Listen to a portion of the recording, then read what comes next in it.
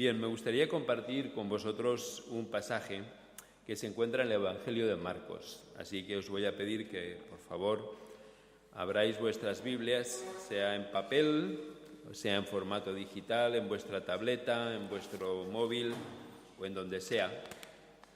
Me gustaría que abrierais vuestras Biblias. En el Evangelio de Marcos, en el capítulo 9. Marcos, capítulo 9.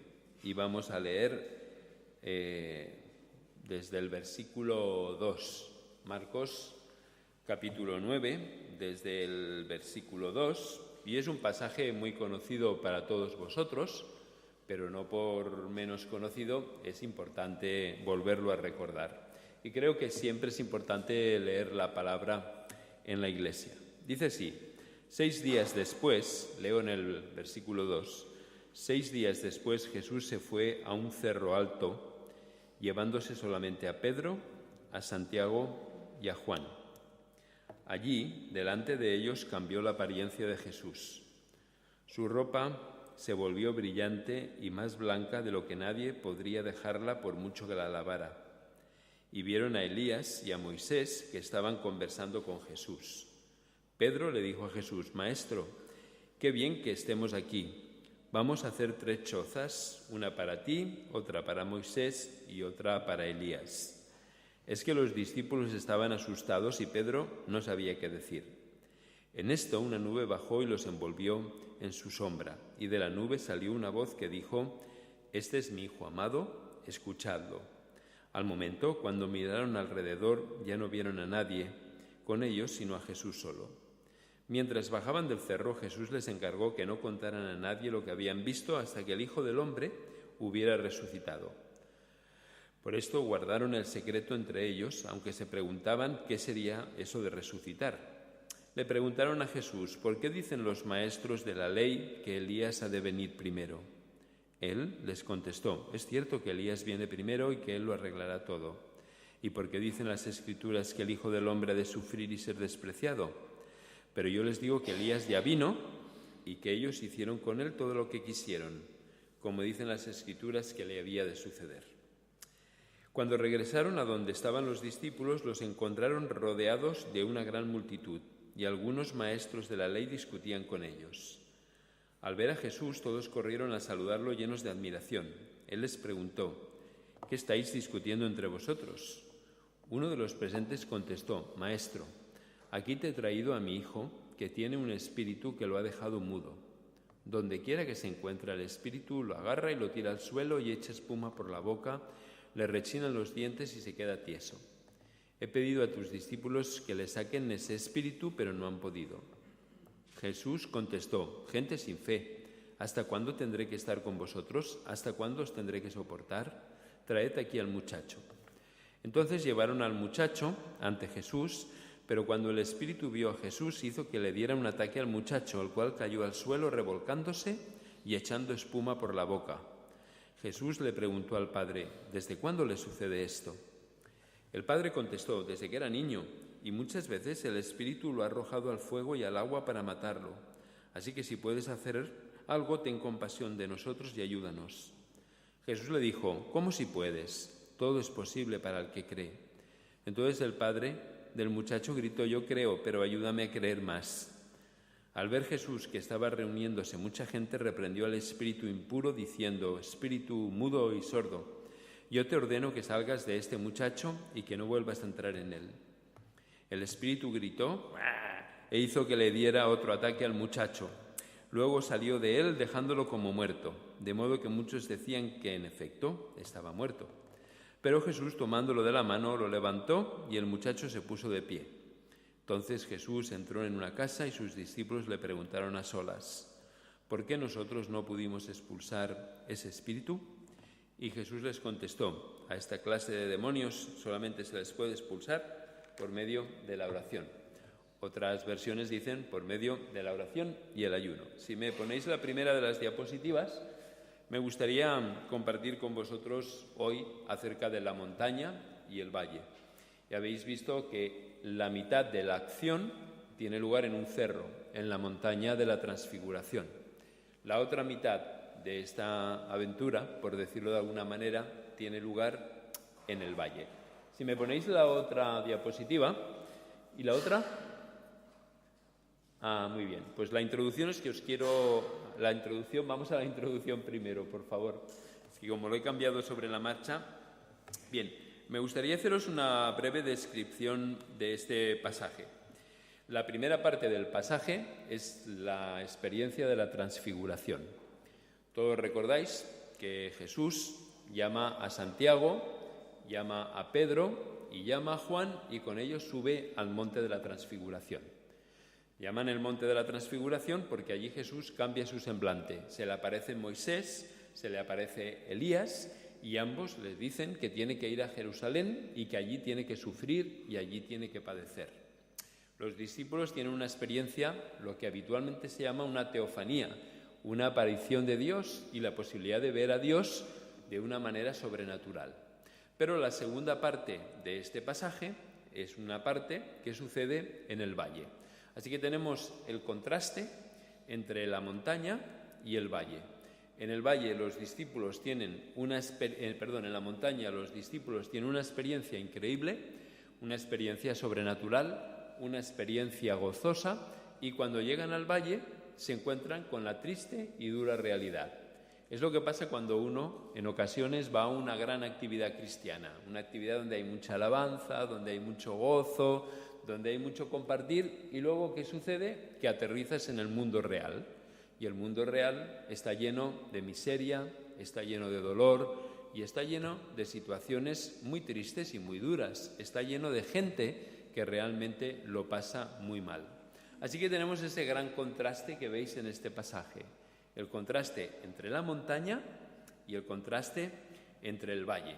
En la montaña Dios se aparece de una forma sobrenatural. En el valle se encuentran con un pobre muchacho que está poseído por un demonio.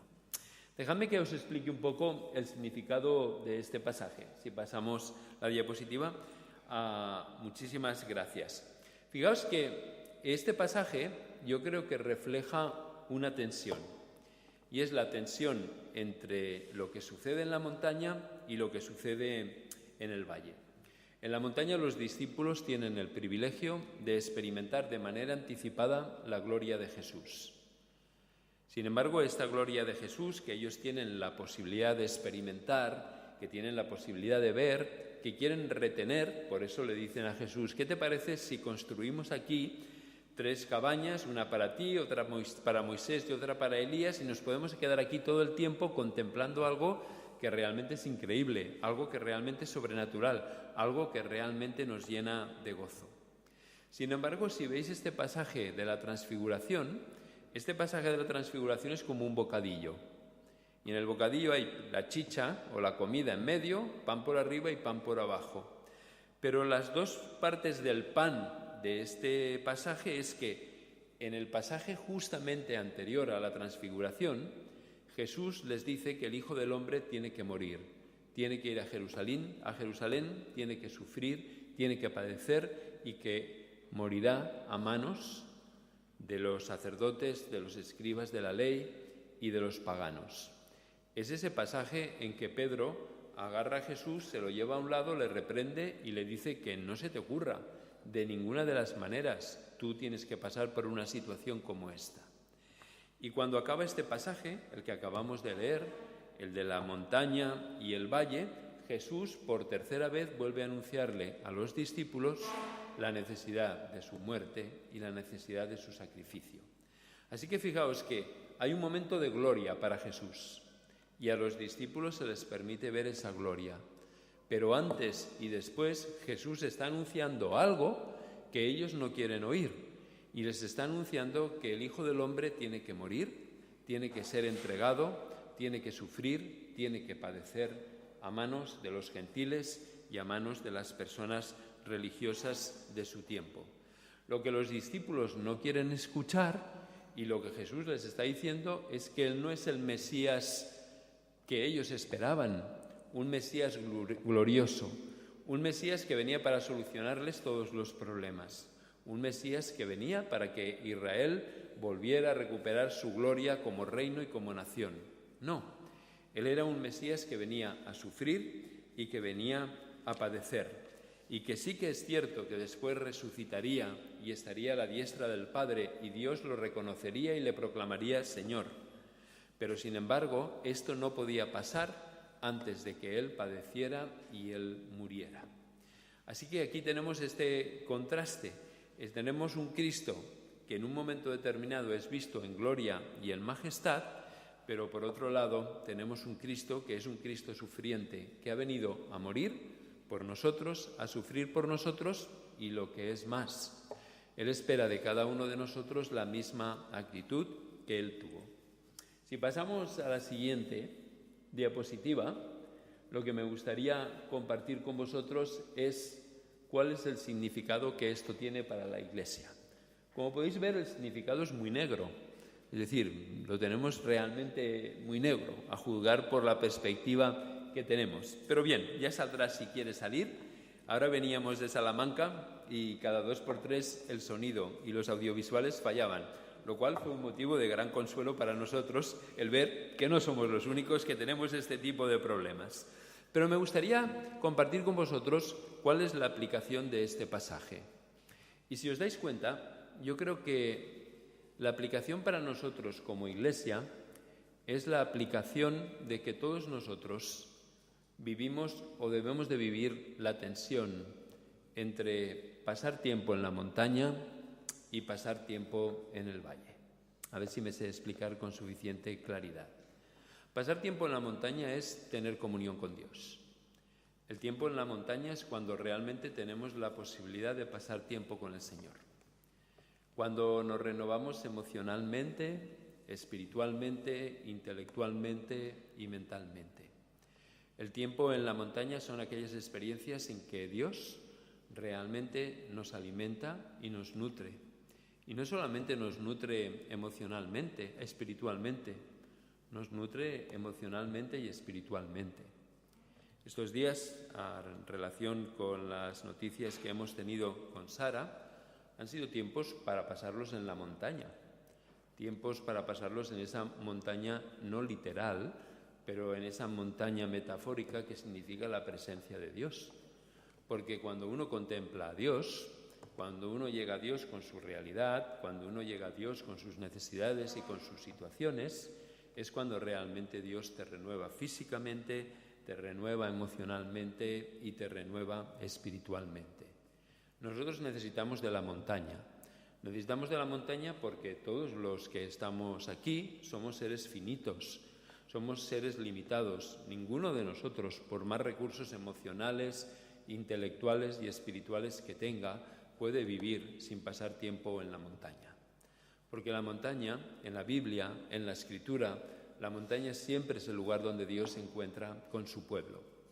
Si tú quieres que Dios te ministre, si tú quieres que Dios te renueve emocionalmente, que te renueve físicamente, que te renueve espiritualmente, incluso que te renueve intelectualmente, dándote su visión del mundo, su visión de la vida, su perspectiva, tú tienes que pasar tiempo en la montaña, porque en la montaña es donde uno se encuentra con Dios. Pero me estoy sabiendo explicar con suficiente claridad. No estoy hablando de una montaña física. Ya sabéis muchos de vosotros que yo me voy a Montserrat y allí es mi montaña donde yo me encuentro con Dios. Pero yo tengo mi montaña personal donde cada día voy en búsqueda de renovación. Yo, con toda la honestidad del mundo, os quiero decir que mucha de la fragilidad emocional y espiritual e intelectual que yo veo en la Iglesia y que veo en muchos de vosotros es debida a la falta de tiempo en la montaña, a la falta de tiempo con Dios, a la falta de renovación. De la misma manera que aquel que no come de manera continuada, de la misma manera que aquel que no se nutre de una manera continuada se va debilitando, de la misma manera nos debilitamos emocionalmente, espiritualmente e intelectualmente cuando nosotros no pasamos tiempo en la montaña. La montaña es necesaria. La montaña es para nosotros vital. La montaña es lo que nos mantiene vivos y lo que nos va renovando día en día. Es bien cierto que algunos de nosotros tenemos, es mi caso, Yo tengo probablemente muchas más reservas espirituales que vosotros, por mi posición, por mi trabajo, por mi estilo de vida. Pero igualmente es limitada la cantidad de tiempo que yo puedo vivir sin pasar tiempo en la montaña.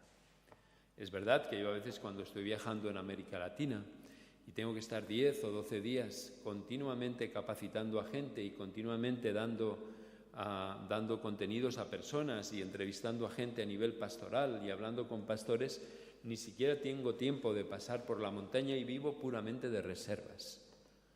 Y muchos de vosotros, los que recibís mi devocional diario, sabéis que a veces cuando viajo no hay devocional, porque no hay literalmente tiempo para pasar en la montaña. Pero en cuanto yo vuelvo a mi realidad, en cuanto yo vuelvo a mi normalidad, tengo la necesidad de pasar tiempo en la montaña. Un creyente no puede vivir sin pasar tiempo en la montaña. Si tú no pasas tiempo en la montaña, eres débil espiritualmente. Cuando hablo de débil espiritualmente, no lo estoy diciendo en el sentido peyorativo. Estoy diciendo que eres vulnerable espiritualmente. Cuando una persona está poco alimentada, cuando una persona no tiene los suficientes nutrientes en su cuerpo, cuando debido a lo que sea no se está alimentando correctamente, es mucho más vulnerable a todo tipo de enfermedades y es mucho más vulnerable a todo tipo de agentes externos que le pueden dañar. Es lo mismo desde el punto de vista espiritual. Tú no vas a poder sobrevivir en una ciudad tan violenta como la nuestra desde el punto de vista ideológico y espiritual. No vas a poder sobrevivir en una sociedad como esta si no pasas tiempo con la montaña. Así que hay siempre una tensión entre la montaña y el valle. Pero la montaña también tiene el peligro. La montaña también tiene el peligro de quererse quedar en la montaña, ¿verdad? Es lo que quisieron hacer los discípulos. Los discípulos querían hacer allí unas tiendas de campaña y querían alargar todo lo que pudieran aquella experiencia que había sido una experiencia sobrenatural, que solamente ellos 3 entre los 12 discípulos tuvieron la oportunidad. Y muchas veces nosotros tenemos la tendencia a querer perpetuar la experiencia de la montaña, a querer perpetuar la alabanza, a querer perpetuar el compañerismo, a querer perpetuar el estar juntos, como dice aquel salmo, qué bueno es estar los hermanos juntos en armonía. Y nos gusta tanto la experiencia de la montaña que queremos perpetuarla. Pero en este pasaje, y creo que es la explicación que tiene para nosotros como Iglesia, en este pasaje no podemos olvidar que hay el valle. No podemos olvidar que hay el valle y que el creyente tiene que pasar tiempo en la montaña con Dios, renovándose, motivándose, restaurándose, nutriéndose, pero que luego tiene que bajar al valle, porque en el valle es donde esperan los endemoniados. Y cuando hablo de donde esperan los endemoniados, no quiero decirlo única y exclusivamente de manera literal. En el valle es donde te espera un mundo necesitado. En el valle es donde te espera un mundo roto. En el valle es donde te espera la gente que necesita al Señor, que necesita tener una relación personal con Él, pero también la gente que está en la calle, la gente que son esclavos sexuales, los niños que son maltratados, aquellas personas que están sin techo, aquellas personas que tienen cualquier tipo de necesidad, sea una necesidad emocional, sea una necesidad intelectual o espiritual. ¿Me estoy sabiendo explicar con suficiente claridad? Entonces, el creyente, fijaos, yo creo que el creyente está llamado a ir a la montaña para después poder bajar al valle a ministrar. Subimos a la montaña para renovarnos, pero bajamos al valle para ministrar a un mundo roto y a un mundo necesitado. La montaña es un simbolismo muy claro, es el lugar de encuentro con Dios. El valle es el lugar de encuentro con un mundo necesitado y con un mundo roto, y con un mundo que está a nuestro alrededor, al cual tú y yo no podemos ser ajenos, al cual tú y yo no podemos ser ignorantes, y al cual tú y yo no podemos ser indiferentes, porque el valle está ahí. Estamos ahora en una experiencia de montaña, pero en cuanto salgamos por la puerta de allí, nos vamos al valle. Y en el valle nos vamos a encontrar un montón de necesidades a las cuales ni tú ni yo podemos ser ajenos y podemos ser indiferentes. Así que fijaos que hay una tensión. Para mí la tensión es saludable. Para mí la tensión no es una cosa negativa, solamente los muertos no sufren ni experimentan ningún tipo de tensión. Vivir es estar en tensión. Constantemente estamos en tensión, pero hay tensiones que son saludables. Y yo creo que esta tensión entre el valle y la montaña es una tensión saludable para ti y para mí. Y nosotros tenemos que vivir con esta tensión constantemente. Hemos de vivir con la tensión de estar en la montaña para poder bajar a ministrar al valle. Fíjate, si tú estás siempre en el valle, si tú siempre estás rodeado de necesidades de tu familia, necesidades personales, necesidades del ministerio, si tú siempre estás en el valle sin pasar tiempo en la montaña, te vas a quemar. Te vas a quemar físicamente, emocionalmente y espiritualmente. A lo largo de los años he visto mucha gente que se ha quemado, ha acabado completamente harta, ya no quiere saber nada de nadie y no quiere ministrar a nadie porque se han quemado. ¿Sabéis a menudo cuál ha sido la razón? No han pasado tiempo en la montaña. Porque tú no puedes estar constantemente dando sin alimentarte tú mismo. Tú no puedes estar sometido a un estrés emocional, a un estrés intelectual y a un estrés espiritual, dándote a los demás, si tú mismo no te estás renovando pasando tiempos en la montaña. Por lo tanto, hay que tener este saludable equilibrio o esta saludable tensión. Tienes que estar en el valle, pero tienes que ir a la montaña para renovarte. Y no puedes quedarte en la montaña si no pasas tiempo en el valle para poder ministrar a otros. ¿Lo estoy sabiendo explicar con suficiente claridad? Entonces siempre vamos a tener que vivir en esta tensión. Y esta tensión es saludable. Y yo creo que este pasaje lo que nos enseña, lo que te enseña a ti y lo que me enseña a mí, es la necesidad de pasar tiempo en la montaña para poder ministrar en el valle.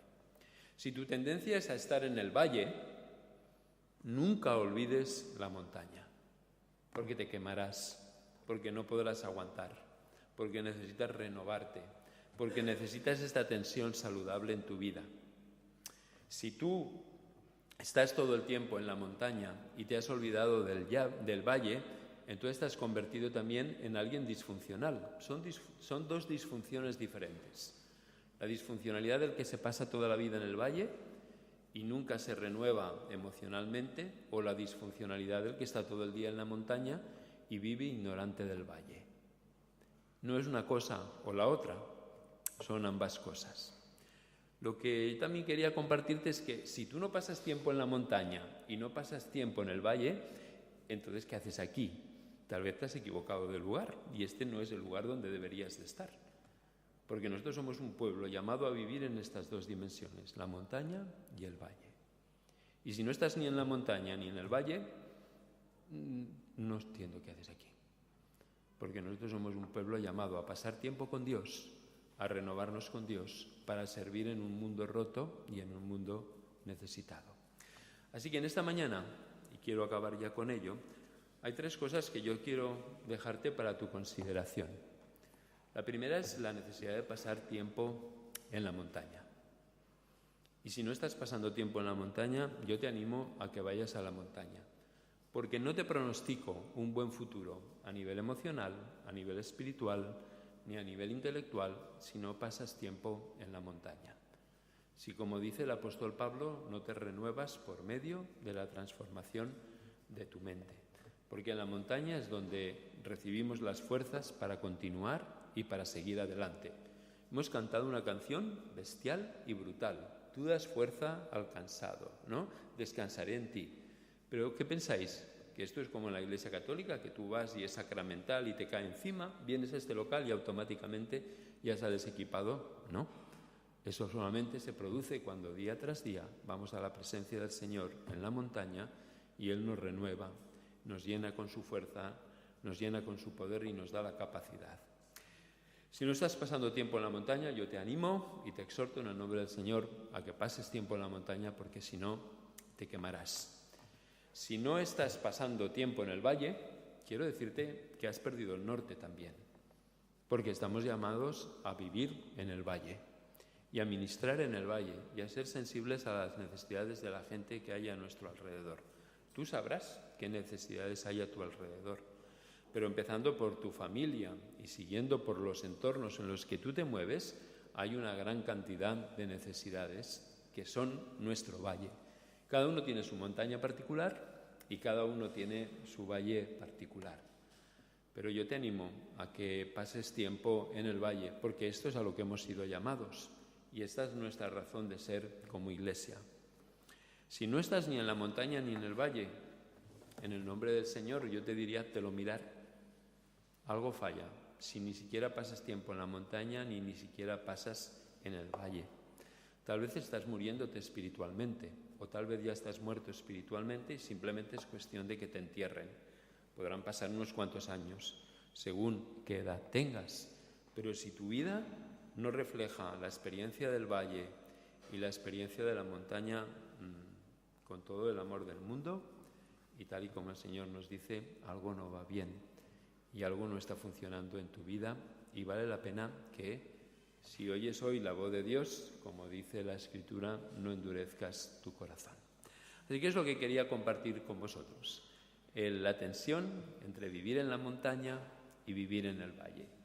El gran privilegio que tenemos de subir cada día a la montaña para renovar nuestras fuerzas físicas, mentales y emocionales para poder continuar adelante en el valle, donde Dios nos llama a ser de bendición, donde Dios nos llama a poder ser agentes de restauración y de reconciliación. Y a no olvidar nunca, ¿os acordáis que muchas veces yo hablo de las dos manos o hablo de las dos alas de un pájaro? Las dos cosas son necesarias. No podemos vivir sin la montaña, pero tampoco podemos vivir sin el valle. Y si no hay valle ni montaña, tal vez es que no estamos viviendo. Oramos y continuamos con nuestro culto. Señor, pedimos que nos ayudes a tener este equilibrio o esta tensión saludable entre la montaña y el valle. En esa montaña donde tú nos esperas cada día, donde, como dice el salmista, de mañana oirás mi voz, de mañana me levantaré delante de ti y esperaré. Este Dios que nos esperas, Señor, para poder tener una relación contigo y que quieres renovar nuestras fuerzas físicas, emocionales, espirituales y mentales. Pero también te pido, Señor, que nos ayudes a no perder de vista el valle, ese valle lleno de miseria, de dolor, de sufrimiento, de personas que lo pasan mal en diferentes niveles. Ayúdanos, Señor, con este equilibrio entre el valle y la montaña. Y despiértanos, Padre, si es que en nosotros ya no hay ni valle ni montaña. Pon en nosotros el hambre y la sed de buscarte a ti, porque cuando alguien te busca a ti, inmediatamente ve la necesidad del valle. Y cuando uno está en el valle, automáticamente, Señor, ve la necesidad de ti y de buscarte a ti. Danos una vida saludable, donde podamos identificar a nivel individual y personal cada uno de nosotros nuestro valle y nuestra montaña, pero también que como comunidad seamos una comunidad que vivamos en estas dos dimensiones, Señor, la del valle y la de la montaña. Te lo pedimos en el nombre de Jesús. Amén. Señor os bendiga.